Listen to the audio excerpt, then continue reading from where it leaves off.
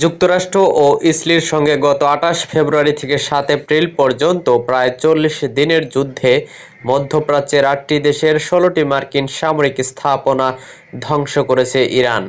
CNN এর এক অনুসন্ধানী প্রতিবেদনে জানা গেছে এসব তথ্য।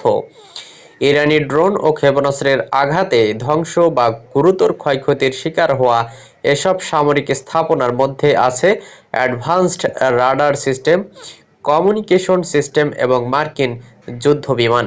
বেশ কয়েকটি স্যাটেলাইট চিত্র এবং যুক্তরাষ্ট্র ও মধ্যপ্রাচ্যের উপসাগরীয় অঞ্চলের প্রতিরক্ষা কর্মকর্তাদের বরাত দিয়ে সিএনএন-এর প্রতিবেদনে বলা হয়েছে, ইরানের হামলার শিকার হওয়া প্রতিটি সামরিক স্থাপনা ও যুদ্ধাস্ত্র দামি এবং প্রতিস্থাপন করা কঠিন। কোনো কোনো স্থাপনা এমন অবস্থায় পৌঁছেছে যে সেগুলোকে আর মেরামত করে প্রতিস্থাপন করা কোনোভাবেই সম্ভব নয়। ক্ষতিগ্রস্ত এসব স্থাপনা ও সামরিক সরঞ্জামগুলোর প্রায় সবই মধ্যপ্রাচ্যের বিভিন্ন দেশের সামরিক ঘাঁটিতে অবস্থিত বলে উল্লেখ করা হয়েছে সিএনএন-এর প্রতিবেদনে। ক্ষয়ক্ষতির মূল্যায়ন সম্পর্কে অবগত কংগ্রেসের একজন সরকারির বরাত দিয়ে সিএনএন-এর প্রতিবেদনে বলা হয়েছে, ক্ষতিগ্রস্ত স্থাপনাগুলোই এই অঞ্চলের অধিকাংশ মার্কিন সামরিক ঘাঁটি।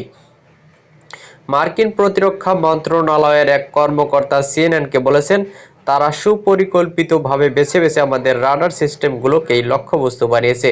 তারা জানে যে এই অঞ্চলে ওই রাডার সিস্টেমগুলো আমাদের সবচেয়ে ব্যয়বহুল সামরিক সম্পদ।